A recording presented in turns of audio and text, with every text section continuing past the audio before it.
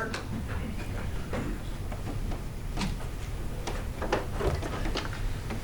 Hearing is now resumed. Good afternoon. For the record, again, it's Jonas Spiegelman for the Government of Canada. With me is Hugh McCauley. I have one more matter to follow up from last day's evidence with Mr. Nelson. And in particular, Mr. Commissioner, at the conclusion of Canada's examination of these witnesses, or of Mr. Nelson and Paul Steele on April 8th, you asked a question about Exhibit 701. And if Mr. Lund could just pull that up for reference. To refresh your memory, this is an exhibit that shows the proportion of fishery officers' time in the Pacific region, the proportion of their hours spent on habitat-related matters. And you asked if similar graphs could be provided for the Fraser River. So now, Mr. Lund, if you could pull up document 7 on Canada's list. Mr. Nelson, can you identify this document? Yes, this is a document we had made up which identified just the Fraser River habitat effort that our officers patrol on. And just to remind everybody, the column on the table on the numbers on the right represent hours of time, and the percentage of time is on the left column. So as an example, 2003, 43% of fishery officer patrol effort on the Fraser River was targeted on habitat. Yeah. Okay. Two similar ones were developed, one for the Lower Fraser and one for the BC Interior. Right, and we'll go to those directly, but I just wanted to be clear that these data are from combining the BC Interior and Lower Fraser areas. Is that correct? Yes. Okay. And then just a reminder, the red line is the number of violations by year, and the blue line is the number of occurrences by year. Thank you. Can I have that marked as the next exhibit, please? Exhibit 875. So, Mr. Lund, if we could pull up document number 8. Now, this is the same information just from the BC Interior this time, is that? That's correct. And you'll notice a much higher effort, well, not much higher, but generally higher effort in most years in the BC Interior, and that stands to reason. A lot of their work is where salmon migrate to, so they take care of a lot of the fish habitat for Fraser River, sockeye, and other species. Thank you. Can I have that marked as well, please? And it shows it. Sorry, a high of 61% in years 2003 and 4, down to about 23% last year. Sorry, in 2009. 2010 data was incomplete, so it wasn't put on here, but it's down in that range. And finally, document number 9, Mr. Lund. And that's a similar graph for just for the Lower Fraser River. Marked as well, please. 877. Thank you. So these last 3 graphs that we've entered as exhibits, together with 701, Exhibit 701, tend to indicate or demonstrate how CNP's efforts shifted around 2005 away from habitat work. Yes. Is that your understanding? Yes. And just to be clear, that the left-hand axis of this, of all of these charts, is the percentage of fishery officers' hours. Percentage of their patrol time. Of their patrol time. Yes. Thank you. Now, 2005, you've testified this morning, was also the year that DFO began to implement its response to Williams. Yes. Review. Is that right?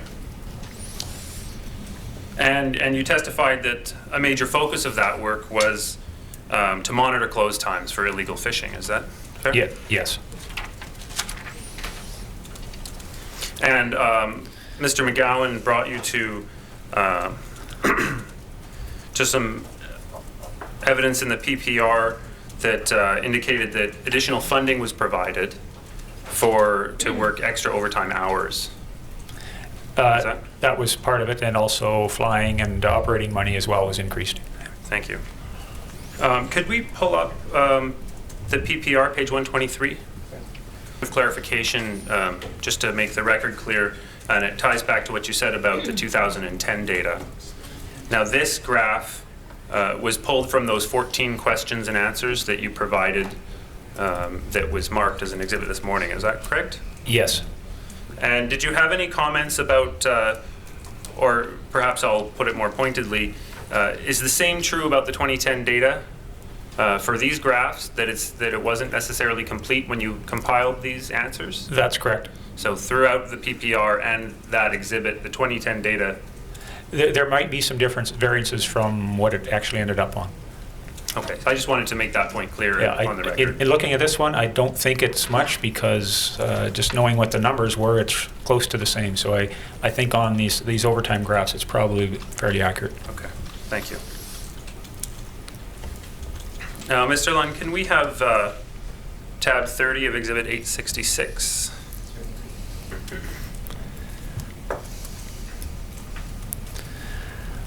Can you identify this document, Mr. Nelson? Yes, this is a document prepared to answer some of the 14 questions that were put to us. And it represents a category in our time tracking system called UCAT, which is unlicensed closed area time.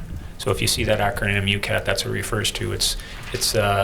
This represents the number of hours, patrol hours, that fishery officers spend in that category of work. In other words, patrolling closed times, basically. And I note in 2005, the number of patrol hours dedicated to UCAT jumped quite dramatically from prior years. Is that fair? Yes. As did the number of occurrences and violations, which goes along a little bit with what I said. If we're out there, we catch people, basically. So, sorry. If we're not out there, the numbers, the violations will drop. So, combining these graphs, is it fair to say that some of the effort that was previously dedicated to habitat work was shifted over to closed time patrols as a part of a response to Williams? It probably is part of it, but there would be shifting to other responsibilities too, because as we talked about in the habitat enforcement, there was the change in the EPMP directive, which was to move away from habitat. I'm not sure what portion of these increases if we could say that came from habitat to here, they could have went to other places as well. Thank you. But that could explain some of the increases. So I'm going to spend the next couple of minutes providing the Commissioner with some of the policy background around the Williams response work. And in particular, as part of the department's effort to address the issues identified in the Williams review, it developed something called the National Compliance Framework. Is that correct? Yes. Mr. Lund, can I have document number 2? Mr. Nelson, do you recognize this document? Yes, it's produced nationally from our Conservation and Protection, and this sort of describes a little more in detail the 3-pillar approach we have to compliance work. Can I have that marked as the next exhibit, please? 878.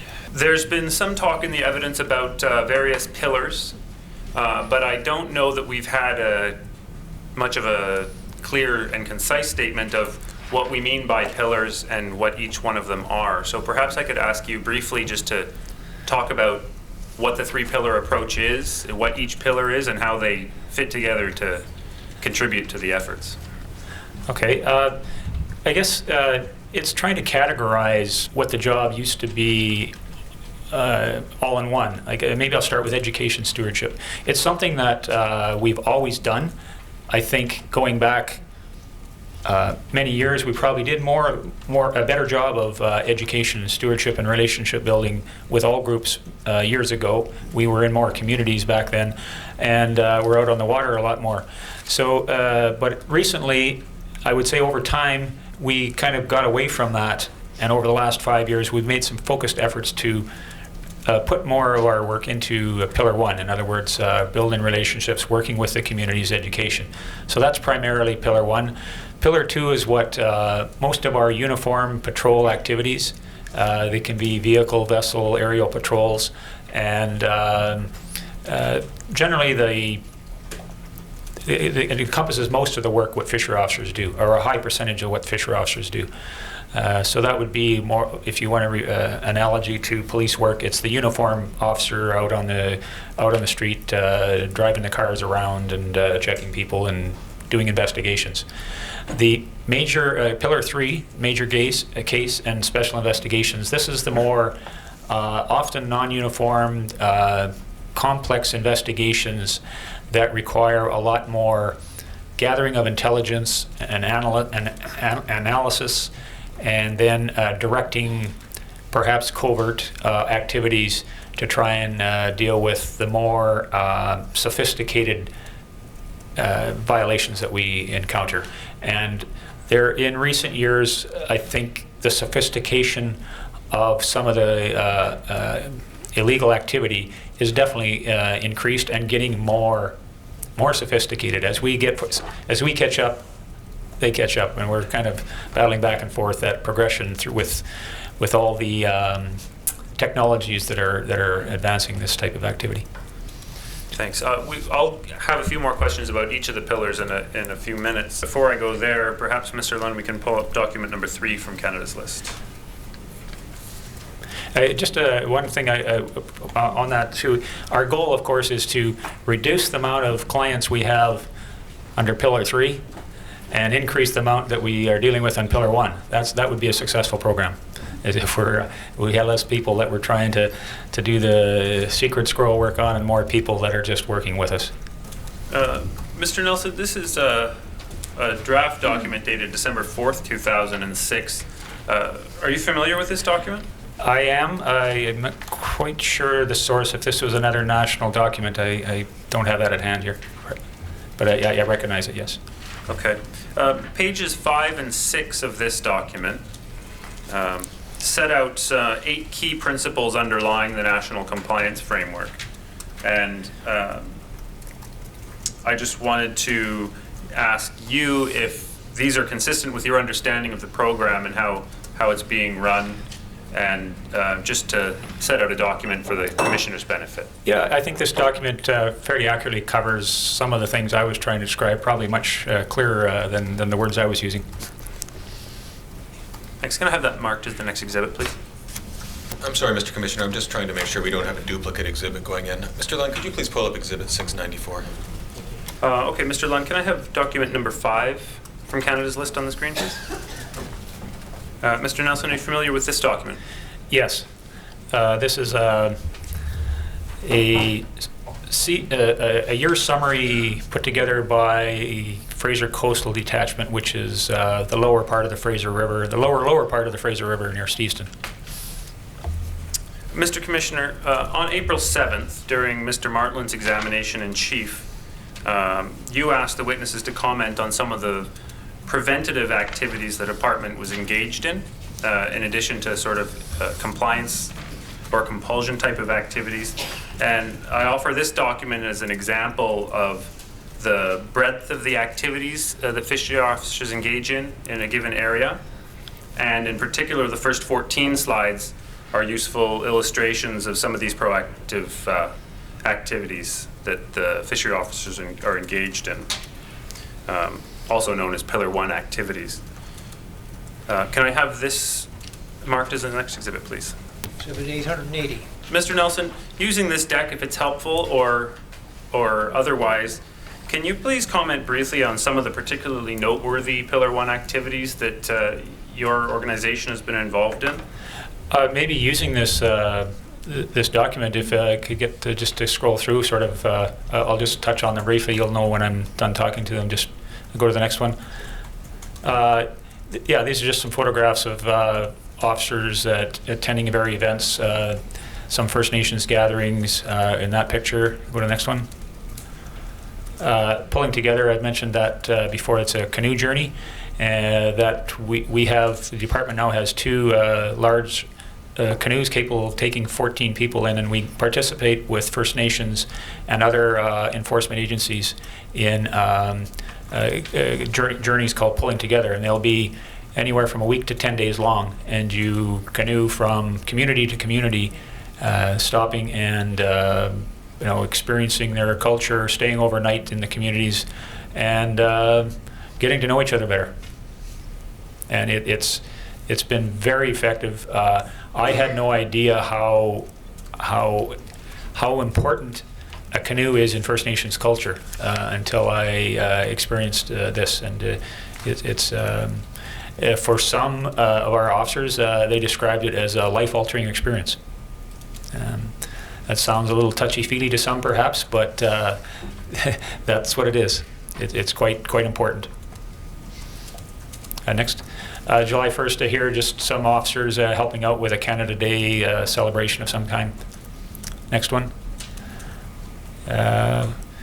Fish for the Future. I'm not as familiar with that one, but obviously I think it's involving taking young kids out to experience fishing activities, and our officers are pictured with a couple of youths. Next.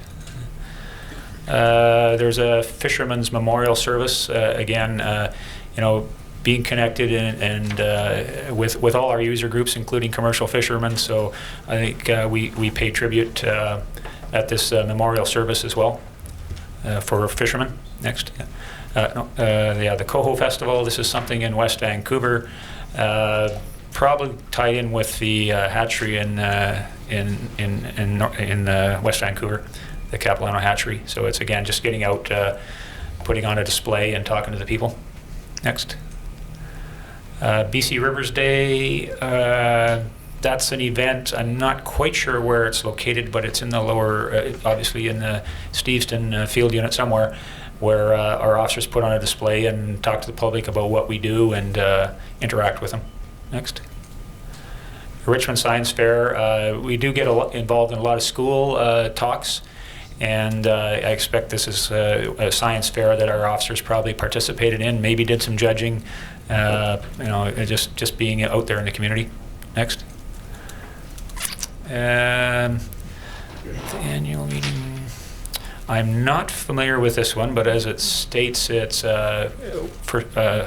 says Squamish Fishery officers invited and attended the annual general meeting for the Squamish Nation, and gave a presentation at that assembly. Next. Fisher officer had a display at the aquarium on a diver's weekend. Diving is a big part of activity on the coast, and with species, some of the species such as abalone, it's really important for us to connect with the diving community on what we do. Next. And those are a list of some other events that were the Steveston staff participated in, the canoe journey, other special events, police officer memorial in Washington State, etc. Next. And 2009, a number of our officers participated in the World Police Fire Games, and a couple were in the Honor Guard. Next. We move on. Okay, that's, yeah. I say that these are the activities of just one detachment, and each detachment would be engaged in similar activities throughout the course of their... Yes, we have directed officers to participate in these type of activities throughout the region, and we have about, I think it's 15 detachments in the region, and each of them are expected to do these type of things. And is the thinking here that educating the public on the need for conservation of the resource and on the work that the department does, that these kinds of activities will lead to voluntary compliance, or is that? Yes, and them understanding a little bit more about what we do in our job. If the only time people see us is when we show up to when things are bad, it's hard to imagine having a good relationship. But this allows us to interact with all users on a regular basis, to see us outside of our regular work and also see them outside their regular work and activities. Thank you. Last week, this commission heard evidence from Grand Chief Ken Malloway, who described a recent incident where fishery officers initiated a search and rescue operation when they thought that he was in trouble. Did you read that transcript? I did. It was. We hear a lot of that, and it's really gratifying to hear that the positive feedback that we can get, considering where we were a number of years ago. But maybe while I'm on that topic, is there's been so much focus here today about the FSC fishery and illegal sales, and I think it's important to remind ourselves of why we got here. I value the relationships that I have with all user groups very highly, and the personal relationship I've had with First Nations over years has gone from probably fairly low to very high. And I just to remind us why we're here and focusing on Fraser River is probably throughout history, the salmon runs coming to the Fraser River have probably been overfished by a whole lot of other people. First Nations, commercial fishermen. I mean, one item that sticks with me in my mind is when I first started with the department in 1977, I went to Rivers Inlet and there was a commercial fishery going on, and it was Rivers Inlet had a very large sockeye run at one time, and I remember being on patrol boat with the officer in charge, and a whole bunch of industry representatives coming on the boat and in the wheelhouse, surrounding him and convincing him and lobbying him to keep the fishery open. And I thought, this is is this how things operate? And we don't have sockeye returns that can be of any numbers that can be fished much in Rivers Inlet anymore. So I think it's important to remind ourselves that everybody's played a role in where we are today. I'm going to move on to a few questions on the Pillar 2 activities. As a broad overview, I think you've given some evidence on why patrols remain important, but perhaps you can just briefly add or reiterate what you may have. Sorry, on Pillar 2. Oh, okay. On Pillar 2, that's the sort of the core activity of the bulk of our fishery officers in the region is being out there patrolling when it's open, patrolling when it's closed, and checking for compliance. As I mentioned a number of times, the field presence is the biggest deterrent you can have. You testified this morning that the patrol capacity in the marine areas has been reduced over the last period of time. Can you comment on that or explain any further? Well, there's a number of things that have happened. I mentioned the number of patrol vessels the department used to have. We had at one time, not that distant, like 30 years ago, we had about 30 patrol boats on the coast that each had a crew and capable of carrying fishery officers to do patrol work. We had 35 or so charter patrol boats, which were patrol boats out on the coast, eyes and ears for the department to gather, catch information, to do a little bit of compliance work. The marine enforcement officers in the Coast Guard, we went from 30 patrol boats down to 4 basic patrol boats, and then 2 that we have partial access to. They're a little larger vessels. But the 4 patrol boats are the core of our coastal patrol activity. And we had, at one time, 55 trained Coast Guard staff that were capable of doing fishery officer work. They were called marine enforcement officers. And over time, they have been phased out to where a year ago it was decided that Coast Guard staff would no longer do any enforcement work at all. And those 4 patrol boats that we have on the coast are due to be replaced over the next 3-4 years by what's called mid-shore patrol vessels. They're going to be a larger vessel, beautiful vessels capable of doing good work, but we've already been told that the expectation is that we will provide fishery officers on board those vessels.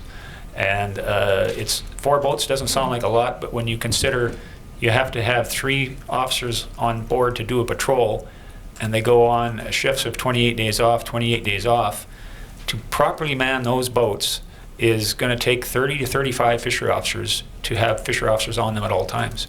So we've got some major work to do on there. As far as other activity on the coast, I might be missing a couple, but those are the key ones. Thank you. Turning to aerial surveillance. Maybe I could just ask Scott if he has anything to add to that. No, Randy captured that one. Turning to aerial surveillance now, We heard testimony this morning that there has been a reduction in the hours devoted to aerial surveillance. And I just want to pick up on a point in the PPR, Mr. Lunn, if we could pull up the page 43 of the PPR.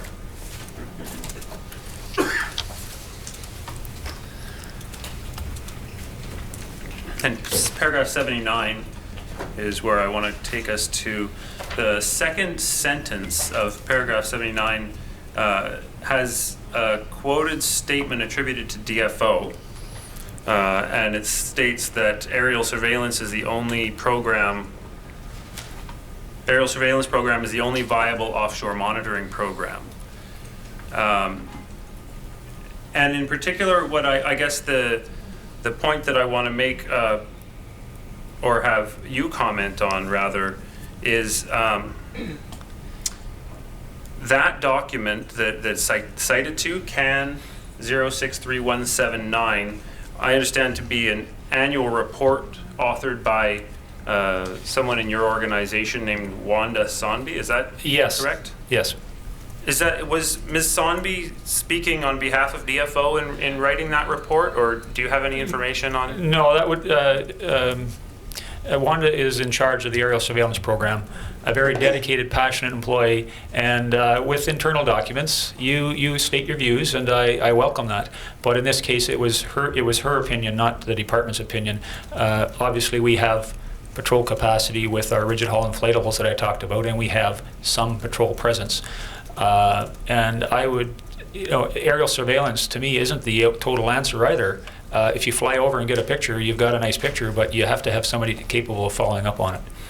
So I'd say it's a personal opinion of an employee. Okay, thank you. And the next page on paragraph 82, the PPR references frustration and attributes that to CNP Pacific Region.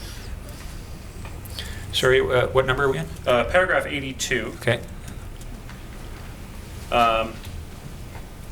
I guess it'll be on the second half of that paragraph on the next page.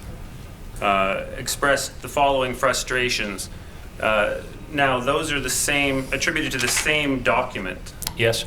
And so I suppose the general point is whether you agree that in terms of reading the PPR, is it fair to have those kinds of statements attributed to DFO as an organization, or should they more properly be attributed to an individual? I would say the first one is more attributed to the individual. The first bullet on this page, talking about flying hours allocation, 1155. I think that's a fairer statement. We were at 1,500 at one time, and they've been cut back. Now it's my job to take that message forward. That reduction was helped to offset some of the salary dollar shortfalls that I was talking about earlier. So that's what the money was used for. It was a national decision. Do we fly or do we pay for officers? So those are the hard decisions that we were down to. As far as the next bullet that says no night missions, I talked to her at length about that, and it's not that there are no night missions. It's more likely that we won't have night missions if our patrol time gets down, and it's more difficult to arrange, and on and on. But we still are capable of flying night missions. It's just they're going to be much reduced. Let me read the last one. I would agree with the last one that it's if you reduce the amount of flying, people see less of you out there, and the risk probably goes up for drops in compliance. Okay, Mr. Commissioner, perhaps I'll just rise at this point to ensure the record is clear. My friend, when asking the question, suggested the PPR attributed these quotes to DFO generally. The PPR, in fact, makes it clear that they are taken from a report. The sentence preceding the bullet reads, a 2008-2009 Pacific Region National Aerial Surveillance Program Annual Report expressed the following frustrations with reduced flying time. So that's the sentence preceding those bullets. Turning now to Pillar 3 activities and the major case investigations. Mr. Coltish, perhaps I can ask you to summarize or underline why this is an important aspect of the CNP program. So understand that the primary activities that CMP have been involved in primarily relate to patrol enforcement presence, uniform presence. And our organization within the Pacific region here in the mid-1980s began a program where we created an investigative unit. This is a plainclothes unit to initiate a program again to look at moving away from, or not completely, but adding to our tool belt, and that is our primary patrol activities.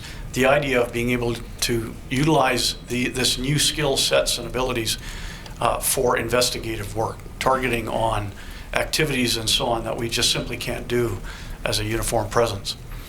In the Pacific region, we've developed that, continue to move, and in fact now as part of the national framework, understanding that the criminal element that we face in a country, and I'll refer to the Pacific region, isn't simply all just people we'll see while we're out on patrol. There is an organized criminal element that has substantial impacts and effects that we simply can't do by being just in uniform. And the idea of creating an intelligence organization, following the Intel-led model, implementing major case management as a professional management of large, complex cases, similar to what you see now with organizations such as the RCMP with their IHIT, integrated homicide teams and so on, who've adopted these processes because of, again, the complexity, disclosure requirements by our court systems, and in fact that we invest often thousands of millions of dollars in these, and we need to have success.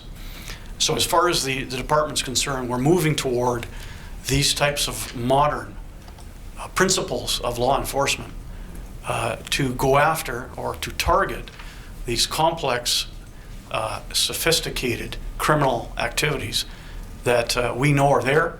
We haven't been able to go after as good as we could, but we are moving in that direction. Thank you. Perhaps this would be an opportune time to ask you to comment on the Commissioner's question regarding borrowing, pardon me, the analytical capabilities of the intelligence capacity from the RCMP. Right. Well, it's a good question, and what, as an example, during the Olympics, we participated as what was referred to as a Category 2 organization with the Joint Intelligence Group that was created at E Division Headquarters Office by the RCMP.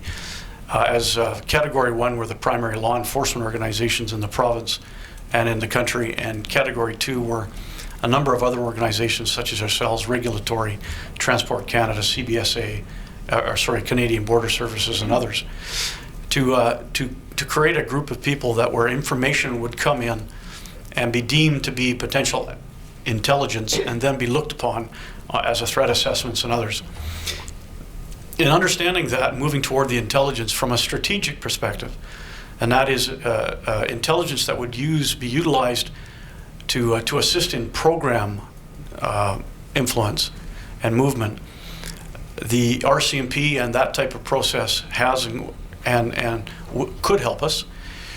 And we're looking at the idea not only from a strategic PPA, which is always referred to as Program Planning and Analysis Services, but the issue of having analysts within our organization that look at operational tactical intelligence, and that is the arm that actually focuses on offenders. It would be very difficult to utilize a housed group, if you would say, because of the level of knowledge that those analysts will have to have with regards to the internal workings of our organization and what we do, as well as part of our deployment of intelligence within the region. We chose to, rather than center just analysts, for instance, in our regional headquarters capacity, is to have analytical capacity right out into the areas. Again, following a model such as the RCMP have done, where they've gone from 0 to 160 analysts now, and these analysts are housed right out into the detachment and district offices, because the information that they're looking for on criminality and crime analysis and trends is garnered right from there, right from the detachment levels and so on, and that can influence and guide as to how the program, as well as the E-Division program, is run. I believe that to be a very valid process, both from a regional perspective and a national perspective. And that's our preliminary plan at this point, is to, rather than centralize, is to actually decentralize some of that ability, so that the information coming in from the grassroots, from the field level, can be interpreted and if deemed proper, to be intelligence at that level, and then brought up to the regional level. Mr. Lang, can I have Exhibit 870 on the screens, please?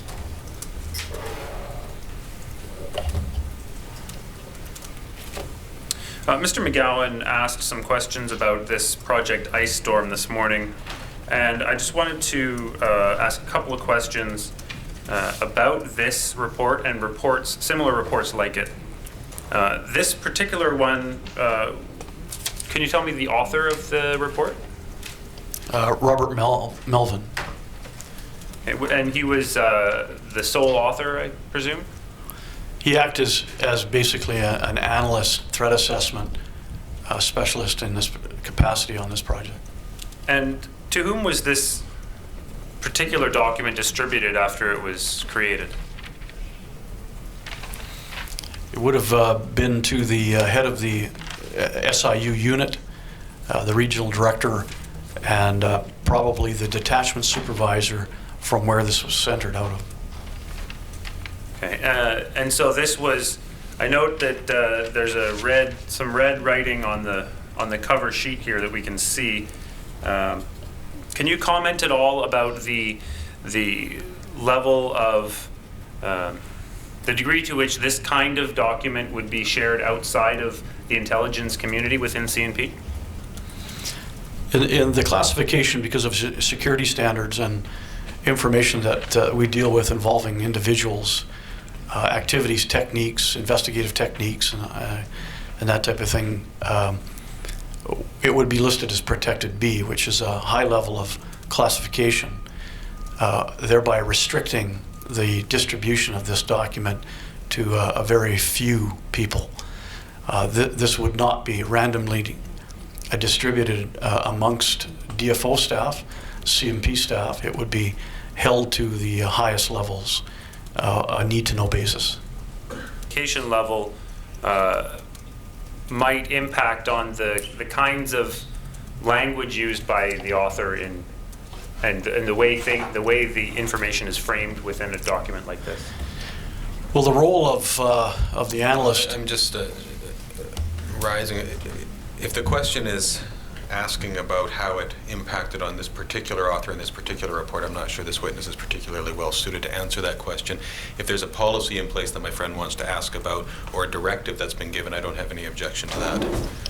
Objective of my question is to put into context for the commissioner and the people attending the hearing today, put into context the nature of the work that's put into these documents and how the information is framed, so that people who are now going to be viewing this on the website can at least have some kind of context around which to interpret the information in there.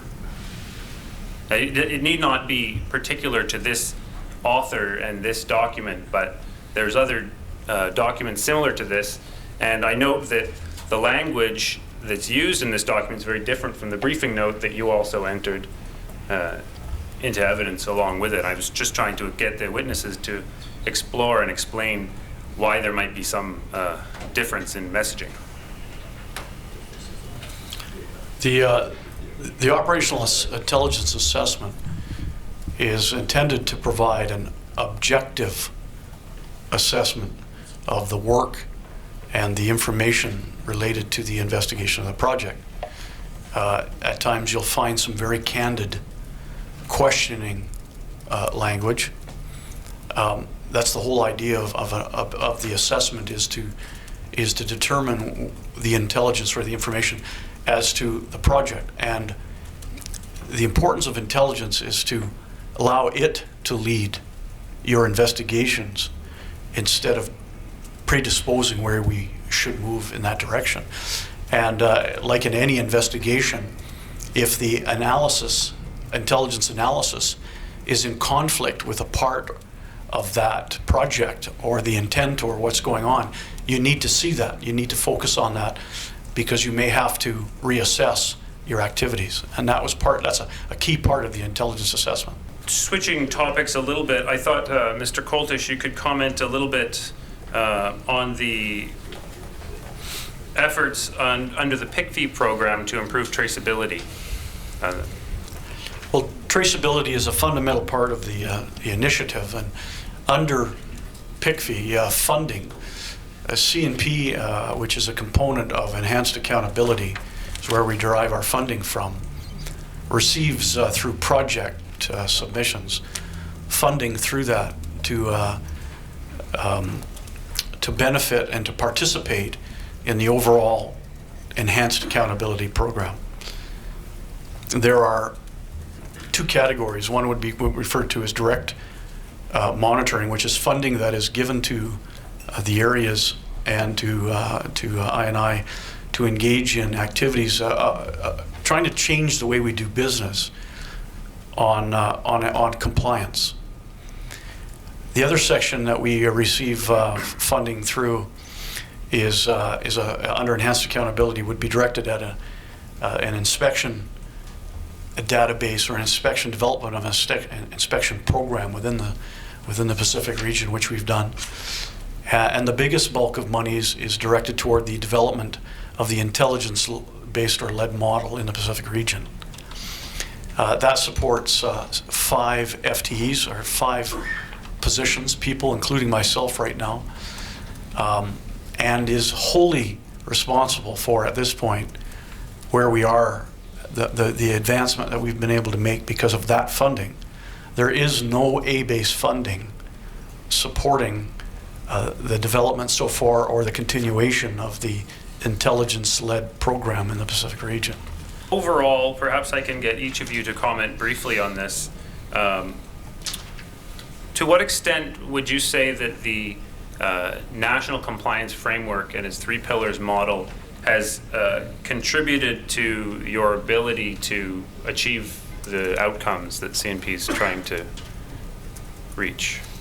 I'm not sure. I like the concept was developed nationally on the 3 pillars, and we've got some seed money for starting it in this region. We had already made some conscious decisions to move some of our staff to more Pillar 1 type activities. So I'd say the overall structure is there, and I hear from our new Director General that he sees this as probably a future way to go, is move to Intel-led once the development of a national model in some of the regions. But as I stated earlier, the model will be good and it'll look good on paper, but if we don't have the parts to put it in place to hold all 3 pillars up, it's going to fall down. A quick summary, as I've indicated that our history as an organization, CNP and the department, we've been in the communities doing community policing, Pillar 1, engaged in enforcement activities, surveillance, monitoring, and investigations for 140 years, the life of our organization.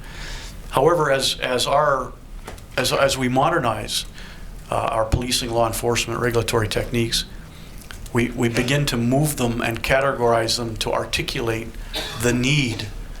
And this is what I believe that we see with the Pillar 1 activities, the pillar activities, is we've now been able to illustrate and actually adjust and focus our attention onto these activities in a more not only graphic, but a way of being able to actually show how much time and effort that we're doing through feats and other ways. And I believe it's a step in to continue to modernize our organization as we progress, as we have to, given the changes we see in our industry and culture and the social things that we deal with, not only as an organization but in the Government of Canada. I just add couple of comments too about line reporting helped us start us down the right road. Prior to that, our officers are reporting to people who have no background in enforcement and don't really understand some of the techniques and tools required. For this last 5 years with line reporting, we've been able to sort of put some of the foundation in place, and now we got to start putting the building blocks together and make this a workable structure. So, can we do that with what we have? I think there has to be a decision has to be made somewhere in the department whether we continue to try and be perceived as a modern intel organization or truly become one. And I don't know what exactly that might mean, but it could mean we take line reporting to another level and have the directors report to a person with enforcement background. That might be something we should consider, because until you do and get the understanding all the way up the chain, it's going to be missing. Thank you. I'm going to turn briefly to the issue of high seas drift net fishing that was raised earlier this morning.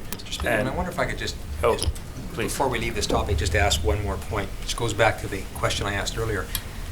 I'm going to assume for the minute that the resource, the financial resource for what you're talking about ultimately has to come from Treasury Board. In other words, funds have to be provided.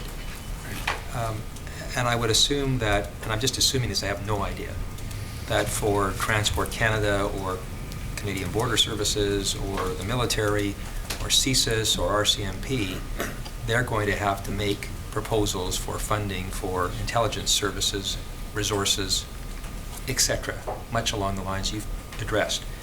Is there a business plan or a proposal put together by DFO with respect to fisheries enforcement that takes into account the kind of modern technologies you're talking about, where they can be shared or not shared? In other words, for the people ultimately who have to make the decision about where to put tax dollars for this kind of operation, surely they need to know whether there's some synergy that can be used here, whether there's some sharing opportunities. How does that all come together from a policing point of view?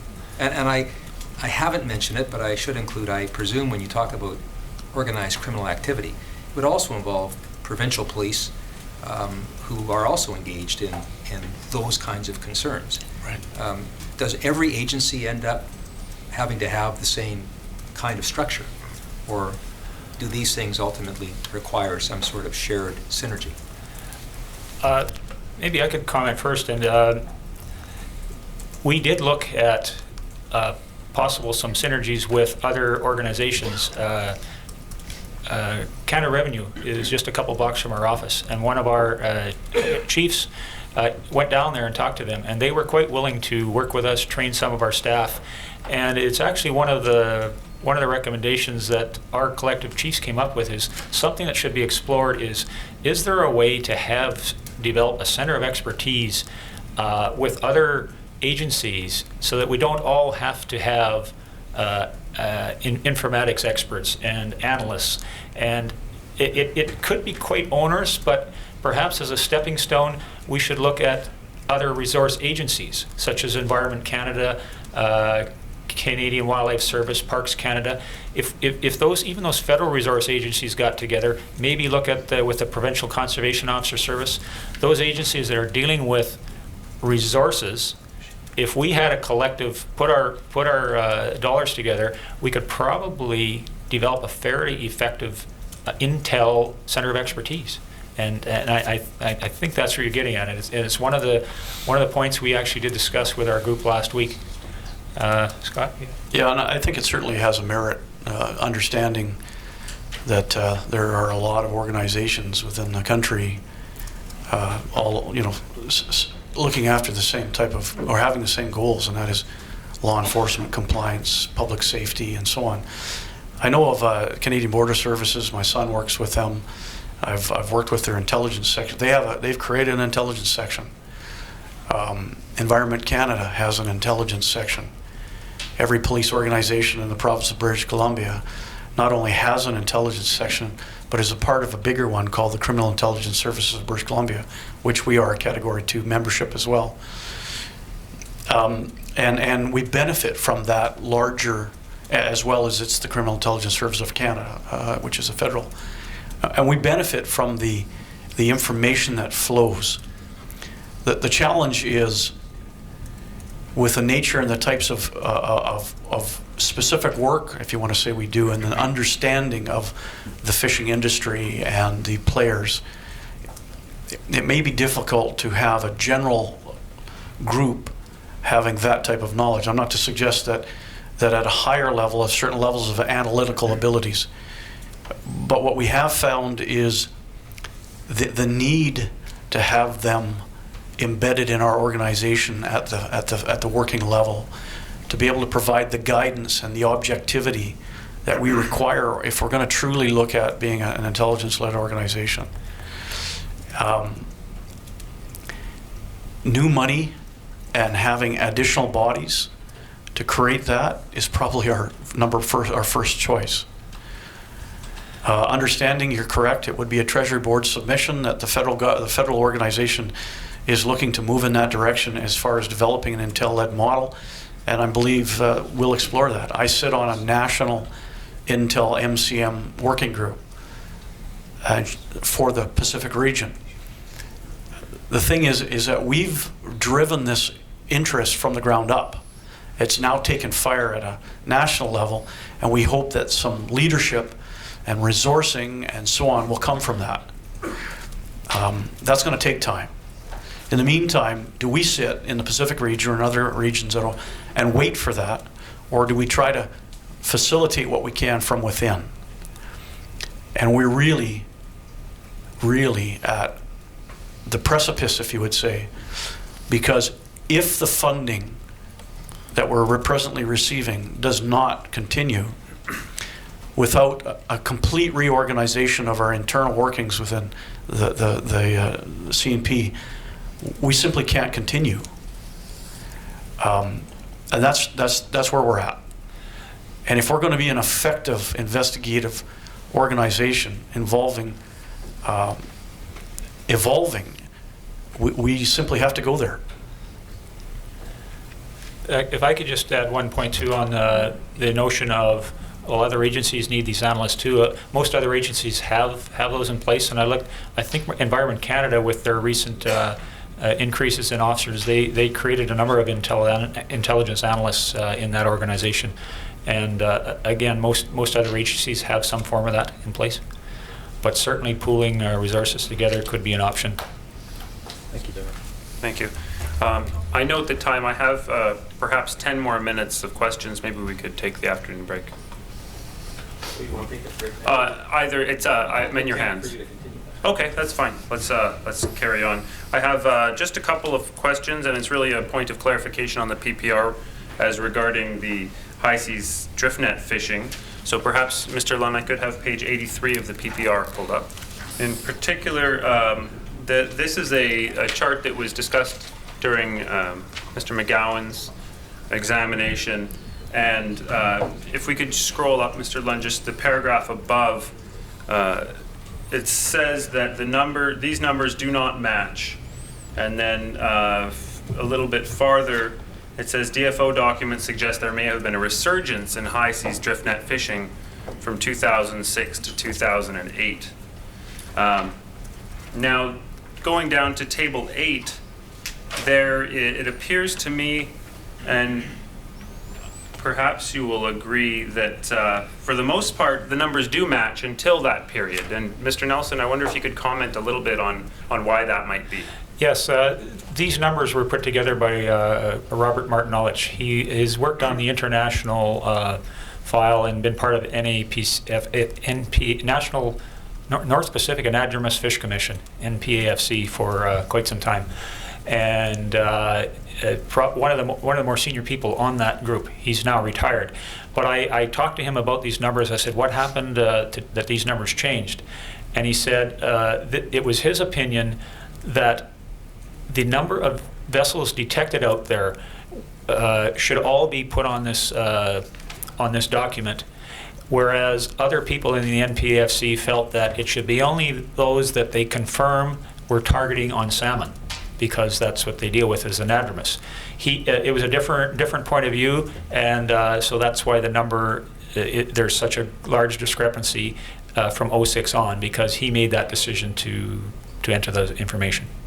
So if I understand you correctly, the methodology in compiling the numbers changed at that time. Yes, probably what should have been done is there should have been an extra column added and a footnote saying, explaining that very fact, that these are all vessels detected versus one suspected of targeting on salmonids.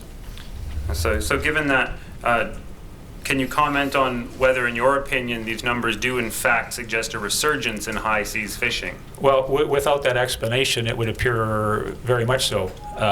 But with the explanation, and I do note that in 07 it says 7 apprehensions. That's a bigger number than what you see in the previous years. But I think it's explainable as to why the number is larger. Thank you. And now on the next page, Mr. Lunn, there's a discussion about Canada's contribution to the enforcement of high seas drift net fishing, and there's discussion of the Aurora aircraft, which we've discussed already, so I won't recover that ground. But what I notice is not discussed here is the RADARSAT-2 program, and I wonder if you could comment on that a little bit, and if it does help, Mr. Lunn, you could pull up document number 10 on Canada's list, and that might help Mr. Nelson. Yeah, the RADARSAT is a Canadian satellite that provides information to the NPAFC. It provides information for a lot. It's actually military, I think, is the one that controls the information. But they detect vessels of interest in the North Pacific, and that information gets reported through our department and then is shared with the other countries that are signatories to the NPAFC. So that's the gist of it. The technology isn't such that it can identify the vessel as fishing or anything. It just picks up a known target out in the Pacific, and then aerial patrols can be adjusted to focus on areas of interest. So it helps define where we can best put our efforts. Instead of random flying and checking everything, it helps the patrol focus on areas where vessels are known to be. Thank you. And by way of wrapping up, Did you want to mark that? oh yes, please. May I please have that marked as an exhibit? 881. Thank you. And by way of conclusion, perhaps I will just throw it open to the both of you to comment on if there's anything more you'd like to say about what's been working well for CNP in the last since in the post-Williams era, and anything recommendations you may have for going forward. And we're taking a break shortly? Yes. How long do you have before you retire? No, I just wondered because what I have is going to take more than a few minutes. That's all. Okay. Well, perhaps we can get started. Okay. Okay. And what the commissioner's question about full assessment of costs? I'm not sure. Was that? Did you want to discuss? Oh well, yeah. That's a good point or good reminder. I understand that Mr. Nelson's going to be finding a document or preparing a document, or yeah. He's got something to share with us, but it's not prepared right now, and perhaps we can enter it tomorrow.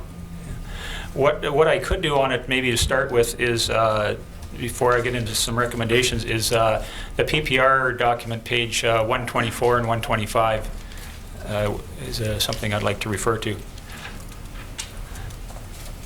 But before that, regarding the costing, we had a process together with the 12 staff report to me, and we said what would we need to do our job, and we took into consideration the Marine Enforcement Officer program. How are we going to man that if we have to? How are we going to do Southeast BC and Northeast BC were added to our plate a number of years ago with no resources. There's just a whole number of things, and the number is a big, scary number. But what I'll provide you tomorrow is a detailed breakdown. There are so many things in here that are included, such as some aerial surveillance money, the CSSP issue, relocation costs. We spend $500,000 relocating our officers, and there's no real fund for that. It all adds up to a number that is in the $12 to $14 million range. And what I provide you will be a breakdown of what that is. But the next page after this, maybe I had a number wrong. Yeah, this one. Okay, and the one below it. Okay, we'll start with this one first. And what I want to point out here is that exercise I just described, where we came up with that number, that was done before I had the information that's on the screen right now. So through our best estimates, collective estimates, that's where we thought we would have to be if we wanted to have a proper compliance program in Pacific Region. And I then got the information that shows other regions compared to Pacific Region as far as, and what this graph is for the next 3 years, this is a percentage of CNP's budget versus all of the resource management, of all of ecosystems and fisheries management. So in other words, if you look at Pacific on the far right, we form, and over the next 3 years, if you ignore the colors and just imagine them as an average, we will be 22%, we are 22% of our ecosystems and fisheries management. And I thought, I wonder how we compare to other regions. So I put them up here, and the ones that are most relative to us are the 3 East Coast regions, the second, third, and fifth columns, because they are coastal maritime regions, Gulf, Maritimes, and Newfoundland. National Capital Region is the one in there. It's not really as relevant because it's our Ottawa Centre. But if you look at those 3, they average 56% of their organization. Now again, this is salary dollars, not all the other stuff. So just the salary dollars. In this region, CNP is 22% of the organization. In the others 3, they average 56. And I kept scratching my head trying to see what was wrong with this. And then I thought, well, we have salmon enhancement in this region. And if you go down to the next graph right below this one, I did the same exercise taking salmon enhancement funds out of it, and we still only came up to 30% versus the average of 56 to the others. So then I thought, well, what would that gap take to bring us up?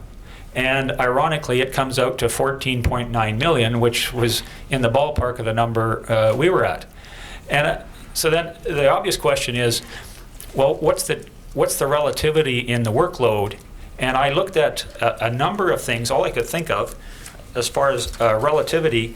And in this region, we have more occurrences and violations. We have the same amount of occurrences and violations in this region as they have in the entire rest of the country together.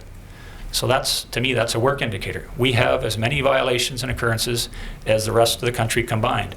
And I looked at things like, population. Maybe we should look at population and figure out how many fishery officers per capita we have.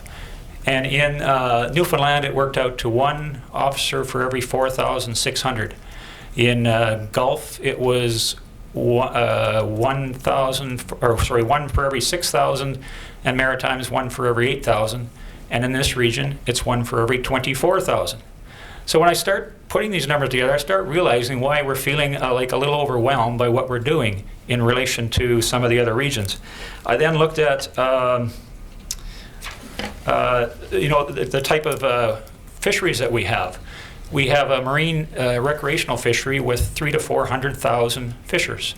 They really don't have any recreational fishery back east to speak of. They're just very small amounts in marine environment. In the Aboriginal fishery, we have more First Nations and more bands than any other region by a long shot. Our commercial fishery is more complex. We have more integrated fisheries management plans than any other region. I then thought, well, what about the value of the commercial fisheries? And in this region, the value of our, based on 2010 information, the value of our commercial fisheries in this region are $1.2 billion. And in the others, Newfoundland is $780 million, Maritimes about $800 million, Gulf region is about $970 million. So even every which way I looked at it, I couldn't. The other things I looked at were we have the most areas without treaties. We have the most SARA listed species, species at risk act. We have the most habitat work of anybody, the most lineal kilometers of salmon streams in the country. And I honestly couldn't find anything that made this make any sense. So I thought it's important for the commissioner to see this, and I asked the questions, and I don't have the answer, but it makes sense to me when I see this gap, and we did our exercise to determine what we thought some of our needs were. There was actually another officer who did another process totally different way and came up with a similar number. Now I don't for a minute think that might be where we end up in this, but there has to be some understanding in our agency, right to the top, that we can't do what you're asking us to do with the continuing funds that we have, and that's really the bottom line. So I just wanted to make sure that that information was. Oh, and another indicator, of course, is vessel traffic on the coast. This coast has a third more vessel traffic, and I'm talking large type vessel traffic than the East Coast combined. So I couldn't find a statistic that could explain to me why such a large variance in numbers of fishery officers.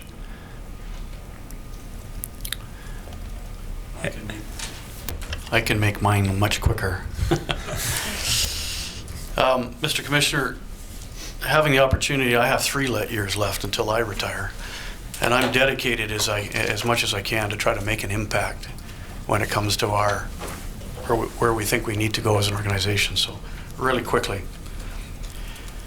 I think what the department has to do, and particularly with CNP, is establish what type of a program CNP needs to be, given our modern look at what we think we're doing or what we need to do.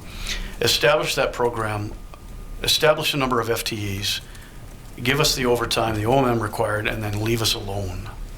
And when I say that, I understand the pressures the federal government, been in a long time, but we're going to continue to face these same things and same questions over and over if we're simply eroded year after year after year. From coming to an intelligence-led policing process, same thing, is determine what model we want to achieve, fund it, assign the FTEs, and allow us to grow and show what we can do. I believe that model will increase as the need increases, and that's fine. But we will not get there unless we go through this process, that process. And I look at every other policing organization, law enforcement. I've had a chance to review from the province to the federal government to many of the regulatory, and that's what's happening with them. And we're farther behind many of them. And we need to catch up for the very reasons is that the bad guys have no restraints, social networking, all the technology available to them, and we're in a catch-up mode. When it comes to the investigative group, which is the plainclothes investigators, there is, in my opinion, a very important role for these people to continue to play. We're the only organization in the country within CNP that has it. We're the envy of most other regions when it comes to that. We need to be able to, again, establish, if that's what's important to us, the number, funding, and leave us alone. And at the end of the day, when it comes down to the program in general, I'm on the same page as Randy, but maybe a little plainer talk. We're simply trying to do too much. The public loves us. The industry loves us. But they love to call us, and we want to help. But at the end of the day, there's just too much work for us to do and expectations. And we're probably one of our worst enemies because we're in an organization, we come into these jobs to help the people of Canada to protect the resource, and we take that very, very seriously. And saying no is not just, it's just not in our context, but we have to. We have to say it more now. And I think we're trying to do too much. And I think as an organization, we have to be able to say no. And unfortunately, that comes with consequences. Thank you, sir. And you'd asked about recommendations. I could start that now, or what's? Maybe this would be the case. Okay, thank you. Hearing we now recess for 10 minutes.